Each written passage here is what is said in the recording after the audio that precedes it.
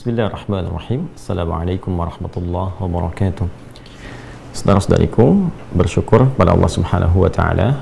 Semoga Allah Subhanahu wa Ta'ala sampai dengan detik ini memuliakan kita semua, menyehatkan kita semua, melindungi kita semua, dan tentu saja lebih daripada itu, semoga Allah senantiasa memberikan bimbingan kepada kita sehingga mampu menata setiap aktivitas kita dengan baik dan dalam rangka menyiapkan bekal untuk menuju hisab pertemuan dengan Allah Subhanahu wa Ta'ala untuk mempertanggungjawabkan segala yang telah kita kerjakan demi menunaikan misi besar di muka bumi ini.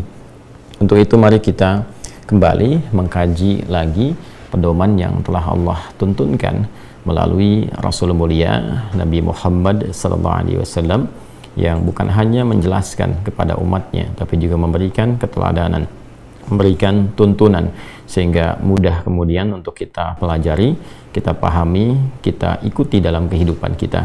Dan tentu saja semua pedoman dan tuntunan itu bersumber dari firman Allah Subhanahu wa Ta'ala, Al-Quran sebagai pedoman berkehidupan, lalu kemudian detail yang kita temukan dalam penjelasan hadis-hadis serta sunnah Rasulullah SAW. Untuk mengakses itu semua di dalam Islam, alhamdulillah kita punya dokumentasi yang tersambung hingga kita namakan itu berdasarkan dari penjelasan ulama-ulama kita terdahulu dengan nama ilmu yang bersanad, yaitu dokumentasi pengetahuan yang tersambung di setiap eranya hingga menuju ke titik asalnya, sumber utamanya yaitu Rasulullah SAW, yang insya Allah semua itu bisa kita dapatkan sekarang dengan sangat mudah dan insya Allah sangat lengkap sehingga bisa memudahkan kajian kita dalam setiap ruang, waktu, dan situasi.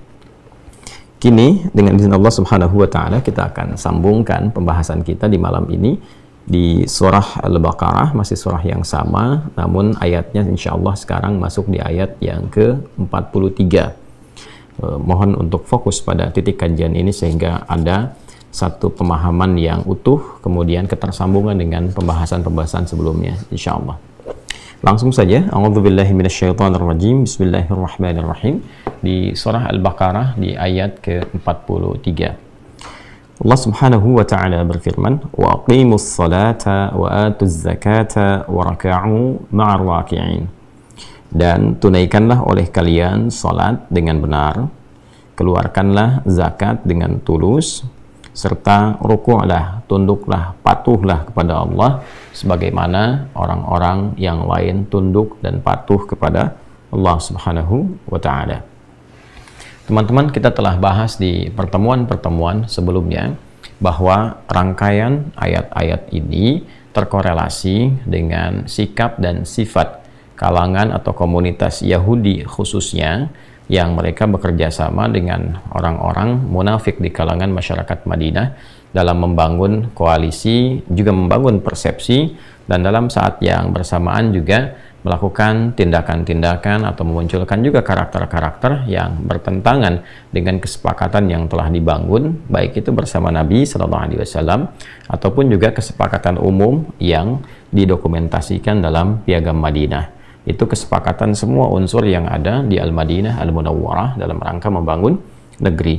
Jadi jangan diposisikan sikap-sikap Yahudi dan beberapa kalangan munafik yang hadir pada saat itu di Al-Madinah Al-Munawwarah hanya head to head atau juga face to face dengan Nabi SAW. Tapi kita pahami dengan satu pemahaman yang lebih luas, lebih utuh, bahwa entitas yang ada pada masa itu adalah satu entitas berbangsa, bernegara yang telah membangun kesepakatan untuk meletakkan dasar kesamaan visi bernegara dalam satu kesepakatan dan komitmen yang diberi nama dengan Piagam Madinah. Jadi tindakan-tindakan yang muncul dari kalangan-kalangan Yahudi pada masa itu ataupun juga kaum munafik yang dikomandoi oleh Abdullah bin Ubay bin Salul pada masa itu, Yahudinya ada Ka'ab bin Ashraf, kemudian munafiknya ada Abdullah bin Ubay bin Salul. Dan nanti segala keterangan terkait ini bukan hanya ayat, kemudian juga hadis atau kitab-kitab yang didokumentasikan oleh para ulama dan tersambung sampai dengan ke kita, tapi ini akan diperkuat oleh situs-situs yang sampai saat ini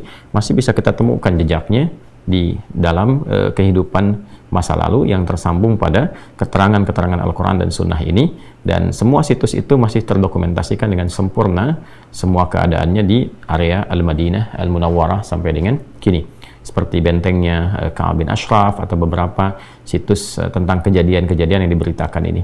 Jadi saya selalu ingin mengatakan bahwa kalau ayatnya sudah jelas dibacakan, hadisnya juga tegas diseleksi dan terbukti validitasnya, kemudian juga tokohnya dilacak lewat sejarah ditemukan, dan situsnya sampai sekarang masih ada, maka apalagi yang membuat kita ragu tentang kebenaran isi Al-Quran, kebenaran sabda Nabi Muhammad SAW, dan yang lebih penting adalah bagaimana kebenaran isi itu memberikan pedoman berkehidupan kepada kita, bagaimana bersikap, bagaimana kita mendekati Allah, dan bagaimana kita menjalani kehidupan di muka bumi ini. Nah, kembali lagi di ayat ke-40 kita telah sampaikan jauh-jauh pertemuan sebelumnya bahwa Nabi Muhammad SAW dibimbing oleh Allah Subhanahu wa Ta'ala untuk beradaptasi dengan lingkungan baru yang di Mekah notabene tidak ditemukan keadaan itu. Ya, tidak ditemukan banyaknya Yahudi, seperti pernah saya sampaikan bahwa Yahudi banyak menunggu sebetulnya kedatangan Nabi di Madinah, tidak di Mekah, karena mereka melihat bahwa peluang untuk mendapatkan kenyamanan di Madinah lebih tinggi. Tempatnya cukup strategis, mereka mengambil bagian utara seperti sering saya sampaikan. Kemudian juga mereka akan mendapati peluang kenyamanan lebih karena tidak mempersamai Nabi, ya, sekali lagi tidak mempersamai Nabi dalam fase awal perjuangan, yang itu butuh tenaga ekstra, banyak tantangannya, banyak rintangannya, banyak persekusinya, bahkan tidak jarang menghasilkan atau juga menghadirkan eksekusi-eksekusi, ya, tapi mereka menunggu fase-fase kenyamanan yang berada di daerah utara Al-Madinah Al-Munawwarah atau Yathrib kala itu dinamakan tempatnya. Dan dalam kondisi demikian Nabi datang ke Al-Madinah Al-Munawwarah, kemudian terdapat heterogenitas dari penduduk yang ada pada masa itu, maka kita dapatkan bagaimana Al-Quran membimbing Rasulullah SAW untuk beradaptasi dengan lingkungan baru. Ya, bagaimana Nabi dibimbing oleh Allah Subhanahu wa Ta'ala untuk mengkhitab, ya, mengajak berkomunikasi pada kalangan masyarakat Yahudi misalnya dengan mengingatkan kembali atas klaim yang mereka telah sering utarakan, deklarasikan bahwa mereka keturunan seorang nabi yang soleh, yang dekat dengan Allah, Bani Israel, kan, orang-orang yang mendekat kepada taubat, kemudian inna hudna ilaika, seperti yang paling saya sampaikan, Quran surah ke-7 ayat 156 itu. Nah, dalam kondisi itu, saat yang bersamaan juga ada sindiran-sindiran halus dan tajam untuk mengembalikan kesadaran komunitas Yahudi khususnya pada masa itu, agar mereka kembali pada komitmen awal. Untuk tujuan awal datang mereka ke Madinah itu apa, kan? Dalam rangka menunggu Nabi, menaati Rasulullah, ya, itu dikembalikan kembali. Ya, jangan karena yang Nabi yang diutus, yang dipilih ini tidak sesuai dengan harapan mereka dari jalur yang tersambung kepada Sayyidina Ishaq alaihissalam, tapi Allah memilih dari jalur Sayyidina Ismail alaihissalam, lantas kemudian semau mereka dengan sifat egosentris dan sifat egoistisnya itu kemudian ditepikan begitu saja sampai menentang ketentuan Allah Subhanahu wa Ta'ala. Maka dalam konteks satu pertemuan ini dan konteks peleburan secara sosial ini didapati fenomena-fenomena. Ya, Nabi dituntun oleh Allah untuk menyadarkan, mengembalikan mereka di ayat yang ke-40, yaitu pola adaptasi awalnya, 41 menyadarkan keimanannya, kemudian 42 mengembalikan ke alam yang benar dengan menghilangkan karakter-karakter buruk, sifat manipulatif dan sebagainya. Nah, 43 ini mengembalikan kepada dasar ketaatan yang sesungguhnya mereka diperintahkan sejak era-era sebelumnya, terutama zamannya Musa alaihissalam sampai ke Isa alaihissalam, dengan ibadah-ibadah yang bahkan namanya tetap sama, masih senafas dengan syariat yang dibawa oleh Rasulullah sallallahu alaihi wasallam, dan di masa Nabi Muhammad sallallahu alaihi wasallam itu disempurnakan keseluruhannya, baik tata caranya, bacaannya, juga dengan hikmahnya, ya. Nah, di titik inilah kemudian bagian 43 atau ayat ke-43 di surah Al-Baqarah ini itu masih tersambung dengan sebelumnya, terkorelasi. Jadi 40 adalah sapaan adaptasinya, 41 mengembalikan keimanannya, 42 menepis sifat-sifat buruk, yaitu karakter manipulatifnya. Lalu ke-43 menunjukkan kembali ritual amalan yang mengoneksikan mereka kembali kepada Allah Subhanahu wa Ta'ala. Kita akan lihat ayat ini sekaligus dengan latar belakang kisah yang terkait dengan turunnya ayat ini. Kitab malam ini yang akan kita jadikan sebagai referensi, ya, dan juga dalam beberapa kajian saya memperkenalkan kepada teman-teman beragam kitab untuk kita ketahui, baik yang masa klasik ataupun yang kontemporer. Malam ini kita bersama kitab Jami'ul Bayan an Ta'wili Ayil Quran, atau dikenal juga dengan tafsir Al-Imam At-Tabari. Dia termasuk tafsir klasik teman-teman, awal-awal ya dari dokumentasi tafsir yang eranya ini tidak jauh dengan era Nabi Shallallahu Alaihi Wasallam. Jadi kurang lebih 2 abad lah, berarti era di 200-an ya. Jadi kalau di Nabi awal-awal periode hijrah, kemudian di awal abad pertama, nah ini di abad kedua ya kurang lebih kitab ini sudah bisa diakses, tersambung maksudnya dari kita sampai ke abad itu. Dan yang lebih awal lagi nanti kita juga memiliki tafsirnya Tanwirul Miqbas nih ya, min tafsir Ibnu Abbas radhiyallahu taala anhuma. Ini yang dinisbatkan kepada sahabat junior Ibnu Abbas radhiyallahu taala anhuma. Jadi nanti kita akan urutkan dari tafsir klasik, kemudian pertengahan sampai yang kontemporer. Ya, kita juga nanti seperti saya sampaikan di kontemporernya kita punya Tafsirul Munir misalnya, ya, yang seperti ini. Ini yang Profesor Wahbah Az-Zuhaili yang sangat populer, Allah yarham alaihi.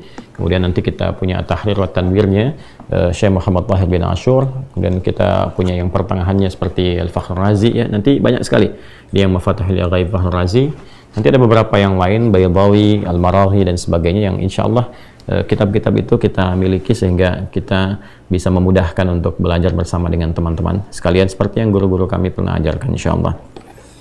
Baik, bismillahirrahmanirrahim. Qala al-musannif rahimahullahu ta'ala, penulis kitab ini yaitu Al-Imam At-Tabari menyampaikan al-qawlu fi ta'wili qawlihi ta'ala, keterangan ulama terkait dengan firman Allah Subhanahu wa taala yaitu di Al-Baqarah ayat 43, wa aqimus salata wa atuz zakata warka'u ma'ar raki'in. Dan tunaikanlah oleh kalian salat dengan benar serta keluarkanlah zakat dengan tulus dan ruku'lah engkau bersama orang-orang yang ruku'.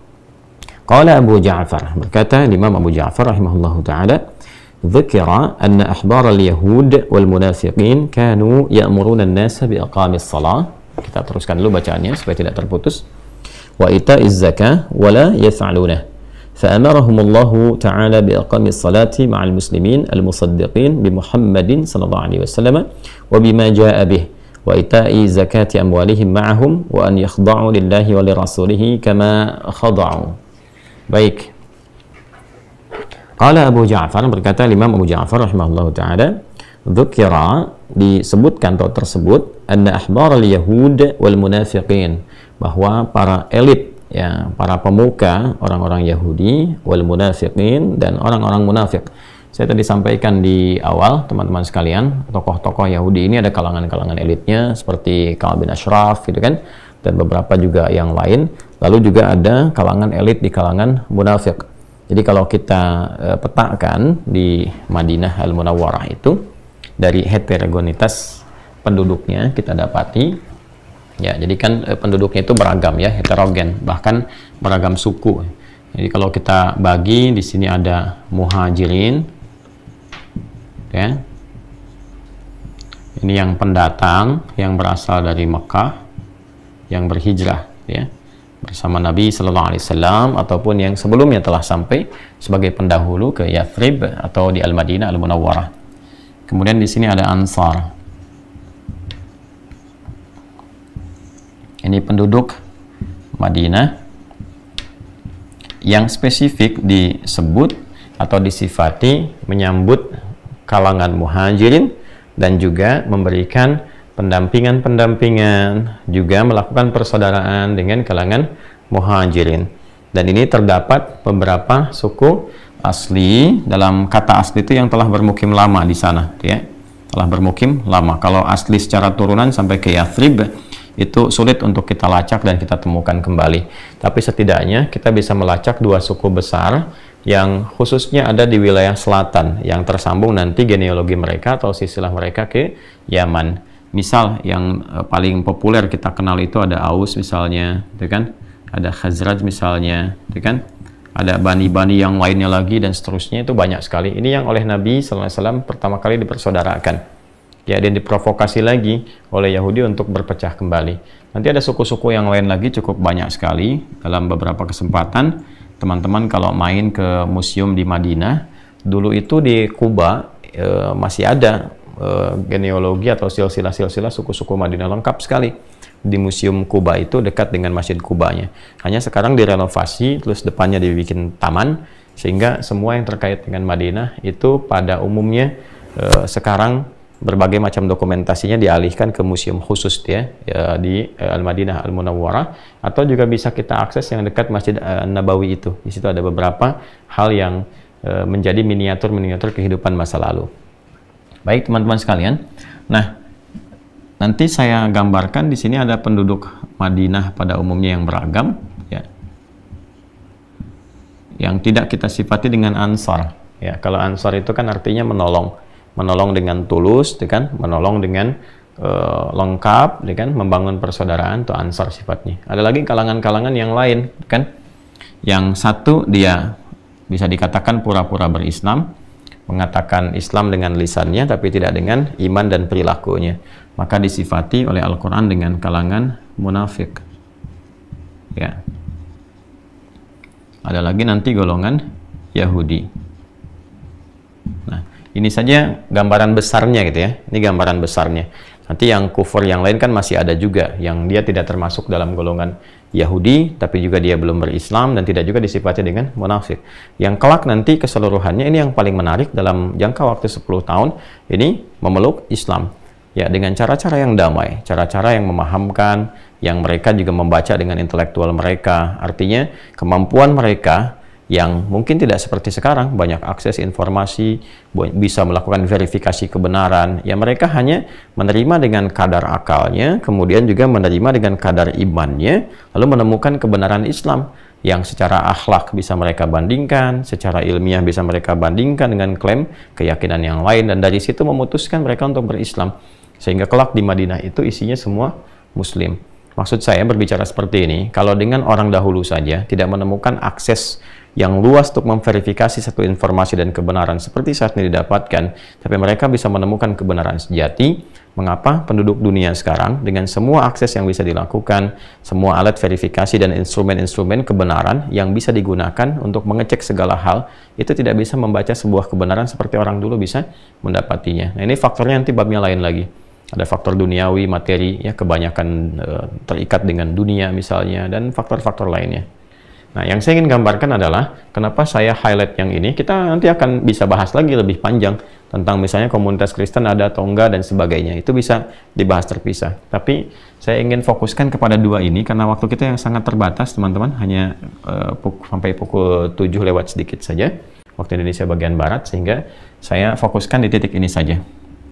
Nah, di Quran surah ke 2 Al-Baqarah ayat ke-43 ini kisahnya terkait dengan elit-elit ini, Yahudi dan munafik. Jadi di Yahudi misalnya kita temukan ada seorang bernama Ka'ab bin Ashraf. Ini populer sekali di kalangan Yahudi. Ya, Ka'ab bin Ashraf. Di sini kita temukan Abdullah bin Ubay bin Salul. Abdullah bin Ubay ya bin Salul. Dan menariknya situs-situs terkait dengan petualangan keduanya ini itu beberapa masih bisa dilacak dan ditemukan sampai dengan sekarang, seperti bentengnya Ka'ab bin Ashraf misalnya. Ini yang paling komplit nih, seorang pujangga, wajahnya juga secara keduniaan ganteng, orangnya kaya, punya pengaruh, kemudian juga punya pengetahuan tentang keyahudian yang cukup mendalam, tapi provokator juga gitu ya. Ini golongan elit. Dan keduanya disebutkan di dalam sejarah, bukan hanya dinarasikan tapi juga memang diverifikasi dalam perjalanan sejarah sebagai penentang Nabi yang paling utama. Ini penentang Rasulullah SAW yang paling utama. Nah, menariknya teman-teman sekalian, ini menariknya. Jadi dalam masa adaptasi Nabi SAW membangun harmoni dengan seluruh penduduk Madinah dengan keragaman yang ada di dalamnya, seluruhnya kan sepakat dalam konteks piagam Madinah. Ini saya urutkan dulu supaya mudah untuk divisualisasikan itu ya. Piagam Madinah. Nah, isinya cukup komprehensif, mencakup ke semua, mencakup maslahat, termasuk hukum-hukum yang berlaku dalam setiap keyakinan. Jadi kalau nanti ada pelanggaran-pelanggaran, hukum yang diterapkannya apa yang disepakati, ya kan? Saya nanti Yahudi menggunakan skema Yahudi, Nasrani menggunakan skema Nasrani, umat Islam menggunakan hukum Islam, dan lain seterusnya. Nah, yang paling menarik teman-teman sekalian, jadi di era adaptasi ini, Nabi itu kan begitu populer. Jadi Rasulullah ya Shallallahu Alaihi Wasallam ya Rasulullah Sallallahu Alaihi Wasallam itu begitu populer di kalangan masyarakat Madinah dengan semua keteladanan yang melekat kepada beliau, baik sifatnya, sikapnya, dan semua hal yang terkait dengan beliau itu terbukti, baik itu seluruh kebenarannya ataupun seluruh manfaat kehidupannya. Sehingga banyak orang kemudian bukan hanya bersimpati, tapi menemukan kebenaran dalam berkehidupan. Itu poinnya. Jadi orang menemukan tujuan hidup lagi, gairah berkehidupan lagi, orientasi kehidupan lagi, sehingga Islam sangat mudah diterima. Ini yang menjadikan akhlak itu lebih utama dibandingkan dengan kata-kata. Jadi kalau kita berperilaku dengan baik sebagai seorang muslim, Anda karyawan, di kantor Anda jujur, di kantor Anda disiplin, kan? Dalam konteks Anda bekerja, Anda menjadi orang-orang yang baik dalam berperilaku, sehingga orang bertanya, ketika orang bertanya, kenapa engkau begitu? Anda katakan, lah, Islam yang mengajarkan saya demikian. Jadi ketika kita memahami bahwa Islam itu menunjukkan nilai kebaikan, maka itu langkah dakwah yang paling efektif. Ya, sehingga mudah mengenalkan semua orang dengan Allah Subhanahu wa Ta'ala. Jadi itu poinnya. Kembali ke sini teman-teman sekalian. Nah, karena ini figur yang paling disenangi oleh massa pada masa itu, ya, dan juga paling dekat dengan rakyat, dengan masyarakat, termasuk juga dikagumi oleh pengikut-pengikut ini. Ya, kan biasa kalangan elit itu kalau lihat pengikut-pengikutnya, masyarakat atau rakyat yang dipimpinnya itu punya kecenderungan mengidolakan ya satu public figure misalnya tertentu, maka mau nggak mau kan elitnya mesti mendekat. Ya, ini sudah hukum. Ya, sekarang aja kan seperti itu, apalagi musim-musim misalnya mau pemilihan, apakah itu pilkada, apakah itu pemilu, dan sebagainya. Pasti public figure itu akan didekati oleh elit, itu kalangan hal yang sangat biasa sekali. Baik itu dari kalangan pemuka agama misalnya, ataupun juga dari ya public figure yang lain dan sebagainya. Itu hukum yang sangat umum sekali. Dan menariknya, ada kaidah dalam tafsir yang selalu saya sampaikan, jika tidak disebutkan siapa tokohnya, tapi informasinya disebutkan sebagai sesuatu yang umum, tidak disebutkan tokohnya siapa spesifik, kapan kejadiannya, ini memberikan kesan bahwa perilaku itu konsisten terjadi di setiap masa, dengan tokoh-tokoh yang berbeda. Makanya nggak disebutkan khusus, untuk memberikan kesan siapapun bisa masuk dalam perbincangan itu di masa-masa depan dengan substansi yang sama, dengan tokoh yang berbeda, tapi intinya sama, intinya serupa. Di dalam kondisi-kondisi ada public figure yang dekat dengan masyarakat, itu pasti akan tampil sosok-sosok yang berusaha dari kalangan elit ini untuk mendekati publik ini, sehingga tujuannya bukan karena public figurnya, tapi tujuannya mendapatkan simpati dari masyarakatnya. Ini poinnya, ya, untuk meraih simpati. Baik ya. Nah, jadi kembali ke sini, teman-teman sekalian. Maka, dzukira anna ahbar al-yahudi wal munafiqin, tersebut bahwa para kalangan elit, ahbar itu kalangan elitnya, gitu kan, pemuka diterjemahkannya. Kalangan elit Yahudi dan munafiqin itu sudah saya sebutkan, sehingga ketika saya sebut Anda terbayang, oh ini si fulan, dan sebagainya. Okay? Kanu ya'muruna an-nasa bi iqamis shalah. Mereka mulai mengkampanyekan kepada masyarakat ya biiqamis shalah wa ita'iz zakat, untuk menunaikan salat dan mengeluarkan zakat. Ya, jadi ini menarik nih. Ya, golongan Yahudi sendiri mencoba kalangan elitnya untuk menarik simpati kalangan muslimin khususnya, gitu kan. Termasuk orang munafik. Kalau munafik ini kan sudah mengklaim muslim di dalam lisannya. Jadi dia mengatakan saya juga muslim, saya pun Islam, gitu kan. Tapi dalam hatinya itu tidak seperti lantang di lisannya. Pun demikian dalam perilaku bersikapnya tidak mencerminkan perilaku yang Islami, hanya menggunakan klaim di lisannya aja, saya juga muslim, ya. Nah, sekali lagi, ini adalah pelajaran yang sangat besar dari Al-Quran. Bila tidak disebutkan kapan kejadiannya, spesifiknya siapa, ini akan memberikan kesan lagi bahwa di masa-masa datang itu akan terjadi kalangan elit-elit itu mendekati public figure tertentu atau mengkampanyekan ajaran-ajaran yang disampaikan oleh public figure itu, sehingga dia mendapatkan peluang simpati atau potensi simpati dari para pengikut public figure yang dimaksudkan. Gampangnya beginilah, misal kondisi saya saat ini mengajar, kan masyarakat banyak belajar misalnya kan, maka kalau mengambil spirit ayat ini bisa ditempatkan saya dalam posisi yang mungkin ada umat di bawahnya, ada muhibbin, ada pecinta, ada masyarakatnya, kalau di YouTube mungkin ada subscriber dan sebagainya, kan. Nah, dalam posisi seperti itu, ini akan selalu terjadi hukum yang mengikuti apa yang ayat ini pernah beritakan. Apa hukumnya? Bila ditempatkan saya dalam posisi demikian, akan muncul nanti kalangan elit-elit dengan kepentingan tertentu, ya.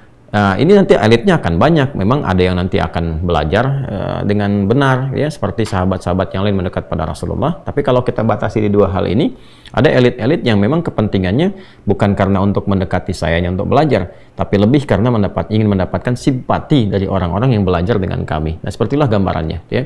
Dan itu akan terjadi, terutama di era-era yang kita rasakan kekinian. Ya, musim-musim kampanye dan sebagainya, ya siap-siap saja tuh ulama, para ustadz, ya, habaib dan sebagainya pasti akan banyak didekati. Itu sudah pasti, ini hukumnya seperti ini, sama. Ya, cuma bagaimana orientasi pendekatan itu, orang-orang yang mendekati itu masing-masing pasti punya niat-niat yang berbeda. Kita tidak menghukumi itu, hanya mengembalikan kepada konteksnya, dan kembali semua akan mendapatkan hisab sisi Allah Subhanahu wa taala sesuai dengan niatnya. Singkatnya, mereka mencoba mengkampanyekan apa yang Nabi ajarkan, ya, kepada masyarakat muslim. Ayo sholat, tuh kan, ayo keluarkan zakat. Kan di Islam sudah mulai, ya, syariat sholat kan sudah dilakukan, diteladankan, dicontohkan oleh Nabi sebelum berangkat hijrah. Itu sudah paham mereka semua. Yahudi juga sudah mengerti. Nah, ini menariknya zakat juga, ya, yang nanti setelah bersamaan dengan puasa di tahun kedua hijrah itu mulai disyariatkan, itu mulai dikampanyekan juga menariknya oleh kalangan Yahudi dan munafik. Ya, padahal mereka sendiri tidak mengerjakan itu. Jadi elit Yahudinya juga tidak sholat seperti Nabi yang contohkan dan Nabi yang ajarkan, gitu kan? Walaupun mereka sesungguhnya punya syariat sholat yang nanti semua tersambung sampai ke Musa alaihissalam. Nabi Musa kan diminta untuk sholat saat diberikan oleh Allah Subhanahu wa taala SK-nya menjadi nabi, kan, diangkat menjadi nabi dan rasul. Itu perintah pertamanya salat. Itu diabadikan di Al-Qur'an surah ke-20 Thaha ayat ke-14. Innani anallahu la ilaha illa ana fa'budni wa aqimis salata li dzikri. Itu kan? Nah, itu di Quran surah ke-20 Thaha ayat ke-14. Dan banyak di ayat-ayat lain. Nah, demikian pula yang menariknya, orang-orang dari kalangan munafik, mereka itu mengklaim sebagai muslim, ya kan? Nah, terus minta kepada masyarakat, ya, pengikut Nabi SAW untuk ayo sholat, ayo tunaikan zakat, tapi mereka sendiri sebenarnya nggak sholat, ya. Dan kalaupun sholat, nanti di ayat-ayat lain, kalaupun ikut sholat, itu hanya numpang pencitraan aja di samping Nabi SAW. Ini tolong, ya, ini nanti mau musim-musim kampanye, tolong jangan dipotong video saya ini, ya. Jadi saya menjelaskan di tanggal berapa, ya, malam apa, dan dalam kajian apa, karena penting saya ingatkan ini sekarang sudah mulai menyebar potongan-potongan video yang saya perhatikan juga itu dibawa narasinya sesuai dengan kepentingannya. Jadi saya tegaskan, saya tidak ikut politik-politik praktis, ya. Ya, saya mendoakan untuk semuanya. Adapun yang sekarang Anda temukan misalnya ke A atau ke B, itu kan potongan-potongan video yang saya pun tahu betul narasinya saat saya menyampaikan itu kemana, sepenuh apa, dan sebagainya. Jadi saya menggambarkan kondisi kekinian yang sedang saya bicara. Kalau kemudian itu terbukti, artinya apa? Itu menunjukkan kebenaran Al-Quran. Dan di situ kita diminta kembali untuk beriman pada Allah Subhanahu wa Ta'ala. Kembali teman-teman ke sini. Jadi uniknya, orang-orang munafik ini meminta, ya kan, dari kalangan elit, ayo sholat, jaga kemudian puasa, jaga zakat. Ya, mirip-miriplah beginilah kalau ada yang nempel dari kalangan elit ke tabligh akbarnya seorang ulama, dai apa, diminta ngasih sambutan, kan ngajak sholat juga. Ya, padahal belum tentu dia kesehariannya sholat. Ya, padahal belum tentu wudhunya benar. Tapi sholatnya kan bisa di samping ustadz, di samping kiai, di samping habibnya. Nah, ini sama, Abdullah bin Ubay bin Salul ini kalau sholat, dia coba cari saf depan dengan Nabi, cari simpati Nabi. Lalu mengatakan pada masyarakat, ayo sholat yang betul, ayo kemudian tunaikan zakat. Tapi saat yang bersamaan, dia mencoba menjadi pesaing yang memusuhi Nabi SAW, sampai bahkan dia berinisiasi untuk membuat masjid saingan, masjid tandingan, yang dikenal dengan Masjid Dirar itu. Yang sekarang wilayah itu penuh dengan tukang arang, ya, penuh dengan jualan arang. Nah, ini kondisinya teman-teman sekalian. Jadi kalimat ini ketika mereka datang membawa kampanye untuk masyarakat supaya mendapatkan simpati mereka, Allah meluruskan, ya kan? Allah meluruskan. Jadi niatkan yang baik, sehingga dengan niat yang baik itu masyarakat mendapatkan kebaikannya sesuai dengan ketulusannya. Karena ketidaktulusan itu bencana awal yang terjadi yang menimbulkan luka sosial yang sangat dalam. Jadi kalau Anda memang bertahan dengan keyakinan Anda, misalnya, silahkan Anda yakini apa yang Anda yakini, bertanggungjawabkan ketika kembali kepada Allah Subhanahu wa Ta'ala, lakum dinukum waliyadin, tapi bersikaplah yang baik, yang jujur. Jangan di lisan berkata A, di hatinya berkata B. Jangan di lisan yang berkata, ayo sholat, ayo zakat, tapi Anda sendiri nggak praktekkan, Anda sendiri menentang, padahal misalnya anti ajaran-ajaran itu. Ya, dalam tanda lain, kalau sedang musim kampanye dekat dengan Islam, pakai peci, pakai kerudung, ngajak sholat, kampanyenya mari keluarkan zakat, ya, dan sebagainya, tapi sesungguhnya dalam hatinya bahkan tidak senang dengan Islam. Kesehariannya nggak pernah sholat misalnya, ya, bicaranya selalu anti-Islam dan sebagainya. Nah, ini sesuatu yang terjadi di masa Nabi SAW, ya, 15 abad yang lalu. Maka apa yang terjadi? Turunlah kemudian firman Allah Subhanahu wa Ta'ala di Al-Baqarah, Quran surah kedua ayat 43. Itu asal awalnya. Ya, fa'amarahumullahu ta'ala biiqamis shalah ma'al muslimin musaddiqin. Maka Allah Subhanahu wa taala lantas langsung merespon dengan memerintahkan orang-orang ini untuk berkomitmen dengan apa yang mereka sampaikan. Ya, jadi kalau Anda memang berkata demikian mengajak salat dan meyakini kebenaran salat, maka lakukan salat dengan benar seperti orang-orang muslim yang benar, ya, muslimin musaddiqin. Orang-orang Islam yang konsisten menjaga salat itu menunaikan salat dengan baik. Maka turunlah ayat wa aqimus shalah wa atuz zakah. Ya, kalian pun jangan cuman berkata, kan? Jangan cuman mengkampanyekan, tapi tunaikan dengan benar, kata Allah. Wa aqimus shalah. Dan itu menariknya kenapa menggunakan kata turunan kata aqama yuqimu dan bentuk perintah aqimu. Kemudian setelah itu kalimat salatnya menggunakan alif lam. Ya kan? Nah, lalu setelah itu wa atuz zakah menggunakan kata turunan kata dari ata kemudian ata yu'ti. Ya, ata itu datang, tapi kalau ata yu'ti memberi sesuatu dengan tulus. Kemudian zakatnya pakai alif lam. Lalu yang paling menarik warka'u ma'ar raki'in. Ya, warka'u ma'ar raki'in. Kan di dalam salat itu sudah ada ruku'. Kenapa ditambahkan ruku' lagi di akhirnya? Apakah itu tambahan atau ada kalimat lain yang diinginkan oleh Allah di ayat itu? Nah, ini yang akan kita coba elaborasi teman-teman sekalian dengan pendalaman yang cukup mendalam, sehingga dengan itu semua kita memahami, oh ini konteksnya ini. Kemudian solusinya seperti ini, perbaikannya demikian. Nah, jadi saya ingin tarik dulu ke awal, asal apa yang tadi kita simpulkan bahwa ada kondisi di era Nabi SAW dengan keragaman yang ada di masyarakat pada masa itu, dan ada kompetisi di kalangan elit, yang dengan kompetisi ini, masing-masing elit ingin mendapatkan perhatian dari masyarakat, sehingga dengan harapan mendapat perhatian ini, ia mencoba mengkampanyekan hal-hal yang sesungguhnya positif sebetulnya, ya, yang diajarkan oleh tokoh-tokoh masyarakatnya. Pada era itu adalah Nabi Sallallahu Alaihi Wasallam, ya, sebagai tokoh utama dan sebagai Rasul yang paling utama, teladan kita semua. Lalu untuk menarik perhatian masyarakat, maka mereka mengambil ajaran Nabi sebagai kampanye, bukan untuk menunaikannya dengan benar. Itu poinnya. Maka mereka sampaikan, ayo sholatlah, ayo keluarkan zakat. Tapi mereka sendiri tidak menunaikan sholat dengan benar. Bahkan ada yang tidak sholat, kan? Dan tidak mengeluarkan zakat. Nah, maka dalam konteks inilah turun ayat Al-Baqarah ayat ke-43. Demikian teman-teman sekalian gambaran umumnya. Nah, saya turunkan satu hal dulu. Kita bagi-bagi. Sekarang kita masuk ke detailnya. Kan tafsir yang baik itu menguraikan umumnya, baru detailnya satu-satu gitu kan. Nah, jadi aqama yuqimu itu menunjukkan sesuatu yang sempurna sesuai kemampuan yang bisa dikerjakan. Ya, dari kata asalnya aqama yuqimu. Aqama itu dari kata qama ditambahkan hamzah di depannya. Ya kan? Singkatnya begitulah kalau simple kita baru belajar. Ya, qama itu kan berdiri tegak sebetulnya, tegak yang sempurna, yang lurus sesuai dengan ketentuan. Kalau di pramuka, di tentara itu kan di akabri ataupun di Polri ada pelatihan berdiri sempurna, nah itu namanya qama. Kalau kita ingin berusaha menegakkan diri dengan sempurna sesuai ketentuan, itu namanya aqama. Yuqimu, perintahnya aqim, jamaknya aqimu. Nah, salat didahului dengan turunan kata ini untuk memberikan kesan bahwa jangan sampai kalau salat cuman sekedar menunaikan salat, tapi tunaikan dengan sempurna sesuai dengan ketentuan-ketentuannya.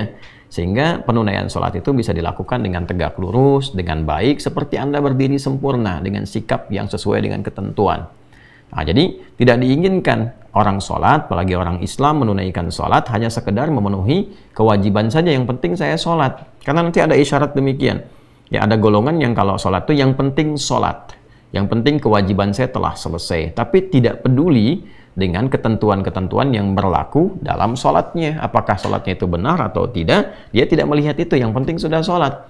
Apakah benar rukuknya, benar sujudnya, benar takbirnya sampai salamnya, bahkan benar wudhunya, dia nggak lihat itu. Yang penting saya wudhu, yang penting sudah sholat. Yang kalau ditanya, yang sudah, saya kan barusan sudah sholat. Nanti akan ada golongan itu, dan isyaratnya jelas dalam Al-Quran.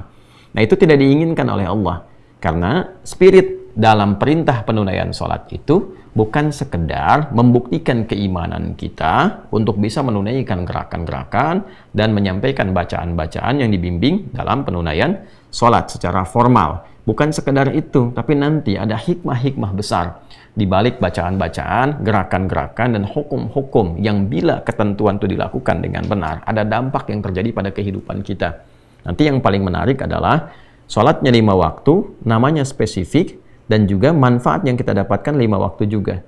Nah, bila seseorang menunaikan sholat dengan cara yang benar ini, bukan sekedar ia menggugurkan kewajiban, Yang kedua, membuktikan kebertuhanannya kepada Allah, pembuktian imannya lewat sholat. Tapi nanti ada yang ketiga, dia mendapatkan pancaran, konsistensi keberkahan, manfaat-manfaat yang didapatkan dari sholat untuk kehidupannya. Bukan sekedar akhirat, tapi nanti ada dunia. Itu yang menjadikan sholatnya 5 waktu, manfaatnya pun nanti akan 5. Dan itu spesifik disampaikan dalam Al-Quran. Bahkan dari 5 itu ada bagian paling pokok yang dibutuhkan oleh manusia setiap hari, setiap waktu, diperdengarkan di telinganya 5 kali dalam sehari. Nah, bagian-bagian itulah teman-teman yang akan kita kaji dalam pertemuan berikutnya insya Allah. Jadi sekarang kita paham dulu ada kondisi umum terkait dengan ayat ini. Nanti detailnya kita akan gali kembali. Kenapa aqimu? Kenapa pakai alif lam di shalah? Kenapa di sini ada skema zakat menggunakan keturunan kata ita gitu kan? Apa maksudnya itu? Dan kenapa di ujungnya disempurnakan dengan kalimat warka'u ma'ar raki'in? Itu semua ada rahasianya. Bahkan setiap lafaz yang menyulam ayat-ayat Al-Quran, itu setiap lafadznya, bahkan huruf, bahkan harakatnya, itu ada mukjizat yang terkandung di dalamnya. Terima kasih atas perhatiannya. Semoga Allah muliakan kita semua. Maafkan saya yang belum mampu memberikan yang terbaik seperti yang mungkin Anda harapkan. Semoga Allah memuliakan kita, menyayangi kita, dan menjaga kita sampai kita kembali kepada Allah dalam kebaikan. Maafkan saya. اللهم تقبل منا إنك أنت السميع العليم وتب علينا إنك أنت التواب الرحيم ربنا آتنا في الدنيا حسنة وفي الآخرة حسنة وقنا عذاب النار وصلى الله على سيدنا محمد وعلى آله وصحبه أجمعين وآخر دعوانا سبحانك اللهم وبحمدك نشهد أن لا إله إلا أنت نستغفرك ونتوب إليك اللهم اكفنا بحلالك عن حرامك وأغننا بطاعتك عن معصيتك وبفضلك عمن سواك وآخر دعوانا أن الحمد لله رب العالمين السلام عليكم ورحمة الله وبركاته